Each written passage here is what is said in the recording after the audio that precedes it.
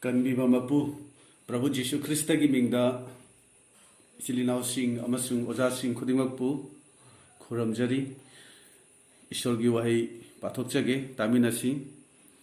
Mark pandup manga pada kunthra manga dagi Ishwar gi wahi taminasi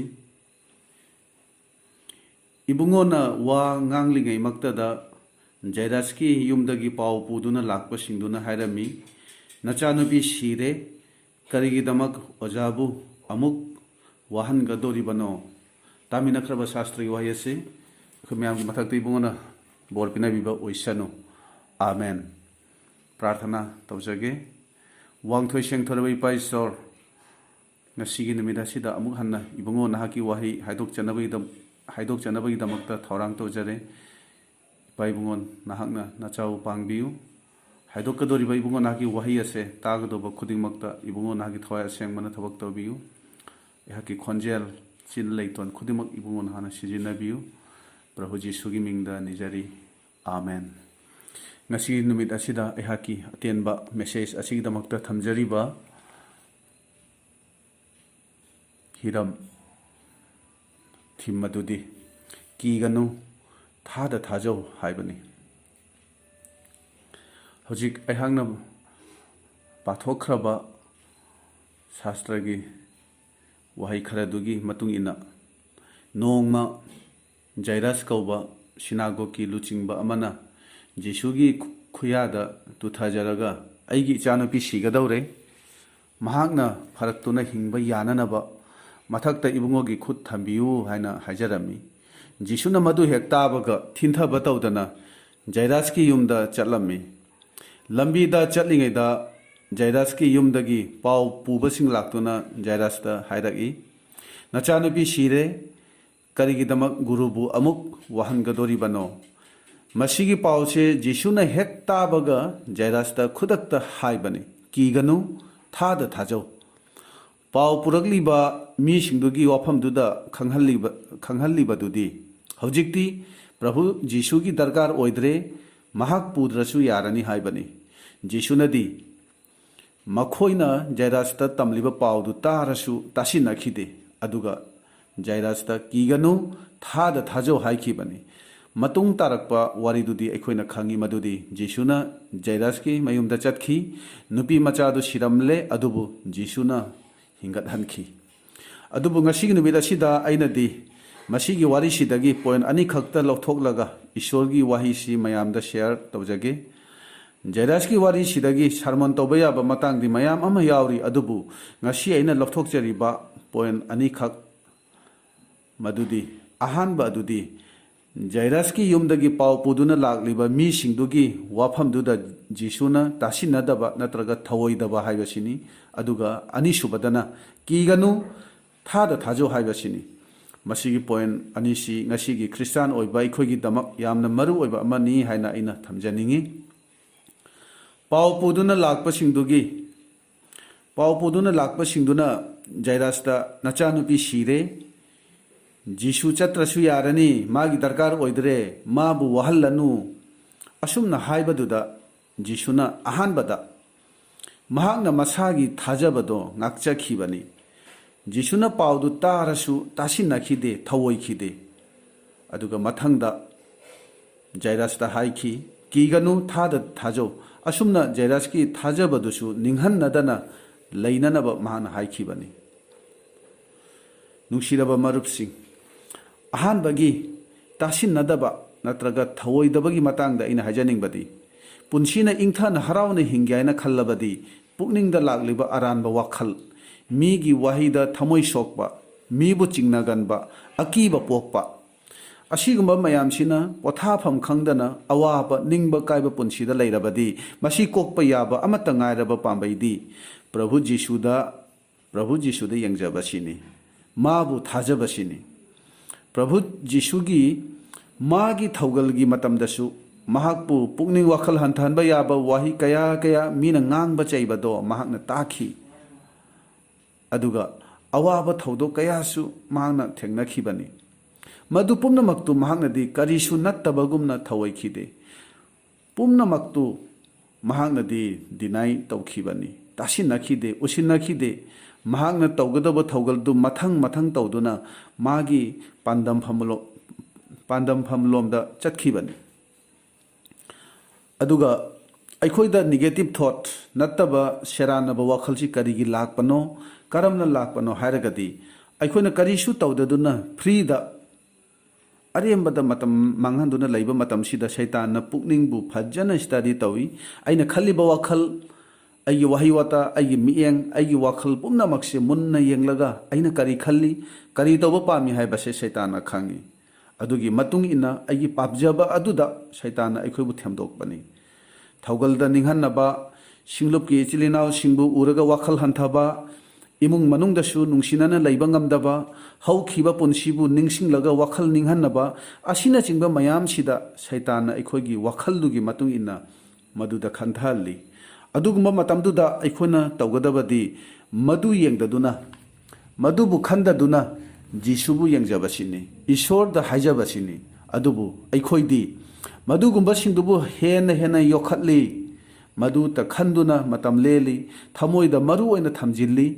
मदु पुनसिदा मरु ओइबा मफम पीदुना थम्मी अदुगा मदुना अमुक हेंजिनखिदुना कोकचिकपा तुम्बा यादबा लैनाना depress ओइबा हौरगी अचौबा लैना अमा ओइदुना doctor तानादुना हिदाक चाबा हौरगी मीगी मरमदा त खनबदा पुनसिबु अवाबा फिबमदा ओइहल्लिबनी doctor की हिदाक नसु कानरक्तरबा मतमददी ईश्वरदा ताइनरगा हाइबा हौरगी ईश्वर इबुंगो आई ताइबंगपान सिदा हिंजनिंगद्रे आइबु लखतपिरो हाइबा वाफमसे तसेंगबदी ईश्वरबु नुंसिबगी ईश्वरबु उजनिंगबगी वाखलदगी हाइबा मक्ति नत्ते पुनसिदु हिंगबदा वामनबगिनी तौफम खंगदबगिनी अनिसुबगी कीगनु थादा थाजो हाइबसी मतंगदा थमजनिंगबदी कानदबदा अखोइना नेगेटिव थिंकिंग मयाम अमा खनमन खिबगी मरमना मदुना पुनसिबु लमजिंग खिबा यावरिबनी अदुगुम्बा मतमदुदा अखोइना ईश्वरदा चंगजगदबनी बाइबल की वहीदा ngaजगदबनी हाइबसी फावबा अखोइना खंदे निंगसिंगबा याबदी अंगांगबा समुद्रबु मयाइदा खाइदोखिबदो मौसिनन नत्ते ईश्वरननी जेरिको शहर की वांग चावरबा चेकपल निंखाइखिबदुसु जोशुआना नत्ते ईश्वरननी सद्राक मेसाक आबेद नेगोबु कन्बिनबा अमसुंग दानियलबु कन्बिनबगीदमक्ता ईश्वरना मैनुंगदा अमसुंग नोंसागी ममांगदा लाखिबनी मसी मतंगसिदा अइना हाजनिंगबदी अखोइगी ईश्वरदी यामना जेंटलमैन नि अदुगा शैतानदी डाकू हुरानबनी डाकू नत्रगा हुरानबदी थोंगदा नोक तौरगा चंगकलोय नमदुना चंगकनी खुदोंचाबा येंगदुना तुमिन्ना चंगकलगा मी अमदा अमांग अतागी थबक पांगथोकलमलगा अमुक तुमिन्ना चटखिबनी अदुबु अखोइगी ईश्वरदी जेंटलमैन नि अइना थोंग हांगदोक्तुना चंगगु हाइद्रिबा मखै महाक्ति चंगकलोय अदुना फोंगदोकपिबा पंदुब अहुमगी कुंदा हाइरि येंगु अइना थोंगदा लेप्तुना लैरि कनागुम्बना अइगी खोंजेलु तादुना थोंग अदु हांगबिरबदी अइना मांगोदा चंगदुना महाका चामिनगनी महाकसु अइगा लोइनना चागनी इचिलिनावसिंग खंथदुना येंगबियु ईश्वरना नंग अइगी पुनसिदा थबक तौबिनबगीदमक्ता अइखोइना याजरिब्रा इसाना इसागी अवाबा पोलुमदु पुजरगा पोथाफम खंगदना असुम हिंगलिब्रा नत्रगा ईश्वरदा थाजबगा लोइनना हाइजदुना महाकी मफमदा सिन्नदुना अवाबदु कोकननबा होनरिब्रा अखोइदा हंगाम मरु मुक थाजब लैरबदी चिंजावगुमलबा अचौबा अवाबा पोलुम फावबा कोकपा ngangani अखोइदा ओइथोक्तबा लैरोय अदुबु हाइजबा अमसुंग चरा हेनबा नत्तनदी ओइरोय हाइना माथि पंदु तरा तरेकी कुन अमसुंग कुन माथोइदा हाइरि अदुना प्रॉब्लम थेंगनबदा कीगदबा नत्ते अदुबु थाजबा थमदुना ईश्वरदा हाइजगदबनी अइना हाइजनिंगबदी अखोइगी पुनसिदा कानादबा शेरानबा नत्तबा वाखलसि थौसादबा थैदोकननबा होनबसि तमलब्रा मदु हैरब्रा मसिनी अखोइ ईश्वरगी मचा अमा ओइना अदुगा थौगल तौबा मी अमा ओइना लैबसिदा हराव नुंगाइबगी पावदी ताबा कया फंगदबनी अदुबु अवाबगी खुदोंग थीबगी पावदी यामना तोइना तारिबनी अदुना अखोइ इसाना नेगेटिव थिंकिंगदा पोथाफम खंगदबा थाजबा ngamdaba चिंगनगनबा फिबमदा अदुगा यामना किगनबा मवंगदा लैरबदी ꯑꯩꯈꯣꯏꯗ ꯆꯪꯖꯔꯛꯂꯤꯕ ꯃꯤꯁꯤꯡꯗꯨꯕꯨ ꯄꯣꯖꯤꯇꯤꯚ ꯊꯣꯠ ꯑꯩꯈꯣꯏꯅ ꯀꯔꯝꯅ ꯄꯤꯕ ꯉꯝꯒꯅꯤ? ꯑꯇꯣꯞꯄꯕꯨ ꯀꯔꯝꯅ ꯏꯪꯊꯍꯟꯒꯅꯤ? ꯖꯤꯁꯨꯅꯗꯤ ꯅꯨꯄꯤ ꯃꯆꯥꯗꯨ ꯁꯤꯕꯒꯤ ꯄꯥꯎꯗꯨ ꯇꯥꯔꯁꯨ ꯇꯥꯁꯤꯟꯅꯈꯤꯗꯦ, ꯊꯑꯣꯏꯈꯤꯗꯦ꯫ ꯑꯗꯨꯕꯨ ꯖꯩꯔꯁꯇ ꯍꯥꯏꯈꯤ, ꯀꯤꯒꯅꯨ, ꯊꯥꯖꯧ꯫ ꯑꯗꯨꯅ ꯑꯩꯈꯣꯏꯒꯤ ꯊꯧꯒꯜꯒꯤ ꯄꯨꯟꯁꯤꯗ ꯑꯗꯨꯒꯨꯝꯕ ꯄꯨꯛꯅꯤꯡ ꯋꯥꯈꯜ ꯍꯟꯊꯕ ꯌꯥꯕ ꯄꯥꯎꯗꯨ ꯍꯦꯛ ꯇꯥꯕ ꯊꯣꯛꯂꯕꯗꯤ ꯀꯔꯤ ꯑꯣꯏꯒꯅꯤ? ꯄꯨꯛꯅꯤꯡꯗ ꯀꯔꯤ ꯐꯥꯎꯒꯅꯤ? ꯑꯩꯈꯣꯏ ꯀꯔꯝ ꯇꯧꯒꯅꯤ? ꯃꯁꯤ ꯈꯟꯊꯅꯤꯡꯉꯥꯏꯅꯤ꯫ ꯁꯤꯡꯂꯨꯞꯇ ꯅꯠꯇ꯭ꯔꯒ ꯏꯃꯨꯡ ꯃꯅꯨꯡꯗ ꯀꯅꯥꯒꯨꯝꯕ ꯑꯃꯅ ꯑꯩꯈꯣꯏꯗ ꯉꯥꯡꯕ ꯆꯩꯕ ꯅꯠꯇ꯭ꯔꯒ ꯊꯧꯁꯥꯗꯕ ꯃꯇꯝꯗ, ꯅꯣꯛꯅꯔꯛꯄ ꯃꯇꯝꯗ ꯃꯗꯨꯇ ꯈꯜꯂꯒ ꯑꯋꯥꯕ ꯑꯃ ꯑꯣꯏꯗꯨꯅ ꯀꯔꯤꯒꯤ ꯂꯩꯕ ꯌꯥꯎꯔꯤꯕꯅꯣ? ꯀꯅꯥꯒꯨꯝꯕ ꯑꯃꯅ ꯃꯇꯦꯡ ꯄꯥꯡꯂꯛꯀꯅꯤ ꯍꯥꯏꯔꯒ ꯄꯥꯡꯉꯛꯇꯕꯒꯤꯁꯨ ꯃꯗꯨꯗ ꯁꯥꯎꯔꯒ ꯋꯥꯔꯧꯔꯒ ꯀꯔꯤꯒꯤ ꯂꯩꯔꯤꯕꯅꯣ? ꯑꯩꯈꯣꯏꯕꯨ ꯀꯤꯍꯜꯂꯤꯕ, ꯄꯨꯛꯅꯤꯡ ꯋꯥꯈꯜ ꯍꯟꯊꯍꯜꯂꯤꯕꯗꯣ ꯀꯅꯥꯅꯅꯣ? ꯑꯩꯈꯣꯏ ꯃꯗꯨ ꯃꯌꯥꯝꯗꯨꯕꯨ ꯀꯥꯎꯊꯣꯛꯂꯝꯂꯒ ꯃꯥꯡꯂꯣꯝꯗ ꯆꯈꯠꯐꯝ ꯊꯣꯛꯄꯅꯤ꯫ ꯑꯩꯈꯣꯏꯅ ꯈꯪꯒꯗꯧꯕꯗꯤ ꯅꯪ ꯑꯩꯅ ꯑꯁꯥ ꯇꯧꯔꯤꯕ ꯃꯤꯗꯨ ꯃꯇꯝ ꯄꯨꯝꯅꯃꯛꯇ ꯑꯩꯒꯤꯗꯃꯛꯇ ꯂꯦꯞꯄꯤꯗꯕ ꯃꯇꯝ ꯂꯥꯛꯀꯅꯤ꯫ ꯑꯗꯨꯕꯨ ꯖꯤꯁꯨ ꯈꯛꯇꯅꯗꯤ ꯑꯩꯒꯤ ꯅꯥꯛꯇ ꯂꯦꯡꯗꯅ ꯂꯩꯕꯤꯒꯅꯤ꯫ ꯃꯍꯥꯛꯇꯅ ꯑꯩꯒꯤ ꯃꯇꯦꯡ ꯑꯣꯏꯒꯅꯤ꯫ ꯃꯉꯣꯟꯗ ꯂꯦꯡꯗꯕ ꯑꯁꯥꯗꯨ ꯊꯝꯁꯤ꯫ ꯃꯤꯉꯣꯟꯗ ꯑꯩꯈꯣꯏꯅ ꯍꯦꯟꯖꯤꯟꯅ ꯑꯁꯥ ꯇꯧꯔꯨꯔꯕꯗꯤ ꯅꯤꯡꯕ ꯀꯥꯏꯒꯅꯤ, ꯋꯥꯈꯜ ꯍꯟꯊꯒꯅꯤ꯫ ꯃꯤ ꯈꯨꯗꯤꯡ ꯅꯪ ꯑꯩꯒꯤꯗꯃꯛꯇ ꯃꯇꯝ ꯄꯨꯝꯕꯗ ꯑꯦꯚꯦꯂꯦꯕꯜ ꯑꯣꯏꯔꯣꯏ꯫ ꯑꯩꯈꯣꯏꯅ ꯊꯥꯖꯕ ꯊꯝꯂꯤꯕꯗꯨ ꯀꯅꯥꯗꯅꯣ? ꯃꯗꯨ ꯑꯃꯨꯛꯇꯪ ꯈꯟꯊꯃꯤꯟꯅꯁꯤ꯫ ꯅꯨꯄꯤ ꯃꯆꯥꯗꯨ ꯁꯤꯔꯦ ꯍꯥꯏꯕꯒꯤ ꯄꯥꯎꯗꯨ ꯖꯤꯁꯨꯅ ꯇꯥꯔꯕꯁꯨ ꯅꯤꯡꯍꯟꯅꯗꯅ ꯖꯩꯔꯁꯇ ꯀꯤꯒꯅꯨ, ꯊꯥꯖꯧ ꯍꯥꯏꯗꯨꯅ ꯖꯩꯔꯁꯀꯤ ꯊꯥꯖꯕꯗꯨ ꯉꯥꯛꯇꯨꯅ ꯊꯝꯈꯤ꯫ ꯑꯗꯨꯒ ꯖꯤꯁꯨꯅ ꯃꯥꯡꯂꯣꯝꯗ ꯆꯈꯠꯇꯨꯅ ꯖꯩꯔꯁꯀꯤ ꯃꯆꯥꯅꯨꯄꯤ ꯑꯗꯨꯕꯨ ꯍꯤꯡꯒꯠꯍꯟꯈꯤꯕꯅꯤ꯫ ꯍꯧꯖꯤꯛꯀꯤ ꯃꯇꯝ ꯑꯁꯤꯗꯗꯤ ꯑꯩꯈꯣই ꯁꯤꯡꯂꯨꯞ ꯃꯁꯦꯜ ꯎꯅꯕ ꯃꯇꯝꯗ ꯑꯌꯥꯝꯕꯅꯗꯤ ꯑꯐ ꯅꯨꯡꯉꯥꯏꯕꯒꯤ, ꯊꯋꯥꯏꯗ ꯆꯥꯎꯈꯠꯄꯒꯤ, ꯊꯧꯒꯠꯅꯕꯒꯤ ꯋꯥꯔꯤ ꯁꯥꯟꯅꯕꯗꯤ ꯋꯥꯠꯂꯤ꯫ ꯑꯗꯨꯕꯨ ꯄꯦꯟꯅꯗꯕꯒꯤ, ꯋꯥꯔꯧꯅꯕꯒꯤ, ꯁꯤꯡꯂꯨꯞꯇ ꯑꯣꯏꯔꯕꯁꯨ ꯏꯃꯨꯡ ꯃꯅꯨꯡꯗ ꯑꯣꯏꯔꯕꯁꯨ ꯃꯗꯨꯒꯨꯝꯕ ꯋꯥꯔꯤꯅ ꯄꯤꯛ ꯊꯜꯂꯤ꯫ ꯑꯩꯅ ꯍꯪꯖꯅꯤꯡꯕꯗꯤ ꯑꯩꯈꯣꯏ ꯀꯔꯤꯒꯤꯅꯣ ꯃꯤꯉꯣꯟꯗ ꯑꯁꯨꯛ ꯌꯥꯝꯅ ꯊꯥꯖꯕ ꯊꯝꯂꯤꯕ, ꯑꯁꯥ ꯇꯧꯔꯤꯕ, ꯀꯔꯤꯁꯨ ꯅꯠꯇꯕ ꯋꯥꯐꯝ ꯈꯔꯗ ꯊꯃꯣꯏ ꯁꯣꯛꯂꯤꯕ, ꯋꯥꯔꯧꯔꯤꯕꯁꯤ ꯀꯔꯤꯒꯤꯅꯣ? ꯃꯤ ꯈꯔꯗꯤ ꯎꯅꯕ ꯃꯇꯝꯗ ꯀꯧꯗꯕ, ꯍꯪꯅꯗꯕꯒꯤꯁꯨ ꯋꯥꯔꯧꯕ ꯌꯥꯎꯔꯤꯕꯅꯤ꯫ ꯑꯩꯈꯣꯏ ꯏꯁꯥꯅ ꯏꯁꯥꯕꯨ ꯀꯅꯥꯅꯤ ꯍꯥꯏꯅ ꯈꯜꯂꯤꯕꯅꯣ? ꯏꯁꯥꯕꯨ ꯀꯔꯤꯒꯤ ꯑꯁꯨꯛ ꯃꯔꯨ ꯑꯣꯏꯅ ꯈꯜꯂꯤꯕꯅꯣ? ꯃꯤꯅ ꯑꯩꯕꯨ ꯃꯔꯨ ꯑꯣꯏꯅ ꯈꯜꯂꯁꯨ ꯈꯟꯗ꯭ꯔꯁꯨ, ꯃꯇꯦꯡ ꯇꯧꯔꯁꯨ ꯇꯧꯗ꯭ꯔꯁꯨ ꯃꯗꯨꯗ ꯋꯥꯔꯧꯕ, ꯁꯥꯎꯅꯤꯡꯕ ꯀꯔꯤꯒꯤ ꯄꯣꯛꯂꯤꯕꯅꯣ? ꯁꯤꯡꯂꯨꯞꯇ ꯏꯆꯤꯜ ꯏꯅꯥꯎꯁꯤꯡꯒ ꯅꯨꯡꯉꯥꯏꯅꯗ꯭ꯔꯒ ꯀꯔꯤꯒꯤ ꯁꯤꯡꯂꯨꯞ ꯊꯥꯗꯣꯛꯅꯤꯡꯕꯒꯤ ꯋꯥꯈꯜ ꯄꯣꯛꯂꯤꯕꯅꯣ? ꯃꯁꯤ ꯃꯌꯥꯝꯁꯤꯒꯤ ꯄꯥꯎꯈꯨꯝꯗꯤ ꯑꯩꯈꯣꯏꯅ ꯖꯤꯁꯨꯕꯨ ꯌꯦꯡꯗꯗꯨꯅ ꯃꯤꯕꯨ ꯌꯦꯡꯂꯒ ꯁꯤꯡꯂꯨꯞꯇ ꯌꯥꯎꯕꯒꯤꯅꯤ꯫ ꯊꯃꯣꯏꯗ ꯖꯤꯁꯨꯕꯨ ꯊꯝꯂꯒ ꯃꯥꯒꯤ ꯃꯇꯨꯡ ꯏꯟꯒꯦ ꯍꯥꯏꯅ ꯈꯟꯕꯒꯤ ꯃꯍꯨꯠꯇꯗꯤ ꯃꯤꯒꯤ ꯃꯇꯧꯗꯨ ꯊꯃꯣꯏꯗ ꯊꯝꯂꯒ ꯍꯤꯡꯂꯨꯕꯒꯤ ꯃꯍꯩꯅꯤ꯫ ꯈ꯭ꯔꯤꯁꯇꯥꯟ ꯑꯃ ꯑꯣꯏꯕꯁꯤꯗ ꯏꯁꯣꯔꯅ ꯄꯥꯝꯗꯕꯁꯦ ꯑꯩꯈꯣꯏꯅ ꯃꯤꯒꯤ ꯃꯔꯥꯜ ꯁꯤꯡꯊꯥꯅꯕꯁꯤꯅꯤ꯫ ꯈ꯭ꯔꯤꯁꯇꯥꯟ ꯑꯃ ꯑꯣꯏꯕꯁꯤꯗ ꯏꯁꯣꯔꯅ ꯈ꯭ꯋꯥꯏꯗꯒꯤ ꯍꯦꯟꯅ ꯄꯥꯝꯕꯁꯤꯗꯤ ꯑꯩꯈꯣꯏ ꯏꯁꯥꯅ ꯏꯁꯥꯒꯤ ꯃꯔꯥꯜ ꯈꯪꯖꯕꯁꯤꯅꯤ꯫ ꯏꯁꯥꯒꯤ ꯏꯔꯥꯜ ꯅꯠꯇ꯭ꯔꯒ ꯑꯁꯣꯟꯕ ꯍꯥꯏꯗꯣꯛꯆꯕ ꯉꯝꯕꯁꯤꯅꯤ꯫ ꯃꯤꯒꯤ ꯃꯔꯝꯗꯗꯤ ꯑꯩꯈꯣꯏ ꯌꯥꯝꯅ ꯐꯖꯅ ꯈꯪꯉꯤ, ꯑꯗꯨꯕꯨ ꯏꯁꯥꯒꯤ ꯃꯔꯝꯗꯗꯤ ꯈꯪꯕ ꯉꯝꯖꯗꯕ, ꯈꯪꯒꯦ ꯍꯥꯏꯅꯁꯨ ꯍꯣꯠꯅꯗꯕ, ꯑꯩꯁꯤ ꯀꯅꯥꯅꯣ ꯀꯔꯤꯅꯣ ꯁꯦꯡꯅ ꯈꯪꯒꯦ ꯍꯥꯏꯔꯕꯗꯤ ꯕꯥꯏꯕꯜ ꯄꯥꯕ ꯑꯃꯁꯨꯡ ꯖꯤꯁꯨꯕు ꯌꯦꯡꯖꯕꯗ ꯁꯦꯡꯅ ꯑꯩꯈꯣꯏꯅ ꯈꯪꯕ ꯉꯝꯒꯅꯤ꯫ ꯑꯩꯈꯣꯏꯁꯤꯕꯨ ꯖꯤꯁꯨꯒꯨꯝꯕ ꯄꯥꯞ ꯌꯥꯎꯗꯕ, ꯄꯥꯞ ꯇꯧꯗꯕ ꯃꯤꯅꯤ ꯍꯥꯏꯅ ꯍꯥꯏꯕ ꯉꯝꯃꯗ꯭ꯔꯥ? ꯑꯩꯈꯣꯏꯅ ꯃꯤꯕꯨ ꯃꯔꯥꯜ ꯁꯤꯒꯦ ꯍꯥꯏꯅ ꯈꯜꯂꯛꯄꯗ, ꯅꯠꯇꯕ ꯁꯦꯔꯥꯟꯅꯕ ꯋꯥꯈꯜ ꯂꯥꯛꯄ ꯃꯇꯝꯗ, ꯃꯁꯤꯒꯤ ꯑꯊꯦꯝꯕꯁꯤ ꯆꯪꯉꯛꯄ ꯃꯇꯝꯗ ꯅꯤꯡꯁꯤꯡꯕ ꯌꯥꯕ ꯋꯥꯍꯩ ꯑꯃꯈꯛ ꯂꯩꯔꯤ, ꯃꯗꯨꯗꯤ ꯅꯈꯣꯏꯒꯤ ꯃꯔꯛꯇꯒꯤ ꯄꯥꯞ ꯆꯦꯟꯗꯕ ꯃꯍꯥꯛ ꯑꯗꯨꯅ ꯍꯥꯟꯅ ꯅꯨꯡ ꯊꯥꯁꯅꯨ ꯍꯥꯏꯕꯁꯤꯅꯤ꯫ ꯑꯩꯈꯣꯏ ꯃꯤꯉꯣꯟꯗ ꯋꯥ ꯍꯨꯟꯕ, ꯊꯩꯖꯤꯟꯕꯗꯤ ꯌꯥꯝꯅ ꯐꯩ, ꯑꯗꯨꯕꯨ ꯑꯩꯈꯣই ꯏꯁꯥꯗ ꯃꯤꯅ ꯇꯧꯔꯛꯂꯕꯗꯤ ꯀꯔꯤ ꯈꯜꯂꯤ, ꯀꯔꯤ ꯐꯥꯎꯏ? ꯃꯁꯤ ꯈꯟꯕ ꯐꯩ꯫ ꯃꯔꯝ ꯑꯁꯤꯅ ꯑꯩꯈꯣꯏ ꯑꯃꯅ ꯑꯃꯕꯨ ꯃꯔꯥꯜ ꯁꯤꯕ, ꯋꯥꯔꯧꯅꯕ, ꯄꯨꯛꯅꯤꯡ ꯍꯟꯊꯍꯟꯕ, ꯁꯥꯎꯅꯕꯒꯤ ꯑꯁꯤꯒꯨꯝꯕꯒꯤ ꯃꯍꯨꯠꯇꯗꯤ ꯏꯁꯥꯒꯤ ꯊꯥꯖꯕꯗꯣ ꯆꯥꯡ ꯌꯦꯡꯁꯤ꯫ ꯑꯩꯈꯣꯏꯅ ꯏꯪꯊꯅ, ꯅꯨꯡꯁꯤꯅꯅ, ꯍꯔꯥꯎꯅ ꯍꯤꯡꯕ ꯄꯥꯝꯂꯕꯗꯤ ꯑꯩꯒꯤ ꯏꯃꯨꯡ ꯃꯅꯨꯡꯒꯤ ꯃꯤꯁꯤꯡꯅ, ꯁꯤꯡꯂꯨꯞꯀꯤ ꯏꯆꯤꯜ ꯏꯅꯥꯎꯁꯤꯡꯅ ꯈꯟꯅꯤꯡꯕ ꯈꯟꯁꯅꯨ, ꯍꯥꯏꯅꯤꯡꯕ ꯍꯥꯏꯁꯅꯨ, ꯀꯅꯥ ꯑꯃꯠꯇꯒꯤ ꯃꯔꯝꯗ ꯄꯨꯛꯅꯤꯡꯕꯨ ꯃꯣꯠꯍꯟꯕ ꯌꯥꯕ ꯅꯦꯒꯦꯇꯤꯚ ꯊꯤꯡꯀꯤꯡ ꯊꯝꯂꯣꯏꯁꯤ꯫ ꯖꯤꯁꯨꯕꯨ ꯌꯦꯡꯖꯔꯒ ꯃꯥꯒꯤ ꯃꯇꯧ ꯇꯝꯗꯨꯅ ꯍꯤꯡꯕ ꯇꯝꯁꯤ꯫ मदुदा मी पुनमकपु पॉजिटिव ओइबा मियेंगना येंगबा ngamgani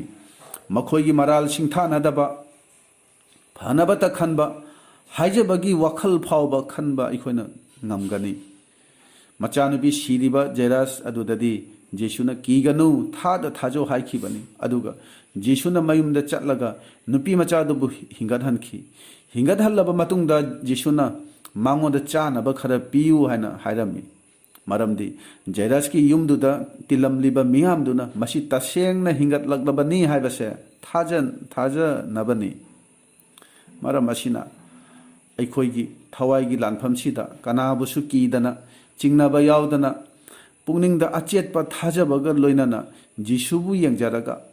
असीबा थवाइसिंगबु कन्ननबा अखोइ मांगलोमदा चखतसी नुंगसिरबा मरुपसिंग सिंगलुपना नत्रगा इमुंग मनुंगना मरुप मपांगना ओरबसु नंग अइगी मरमदा हाइखिबा nganखिबा मयामदो असुम निंगसिंगदुना मदुता खना नैनादुना पुनिंगदा मरु ओइबा मफम पीदुना थंबसे तौररोइसी मदुबु थवोइदबा तासिनदबा काउथोकबा उसिनदा खंसिनदबा तमसी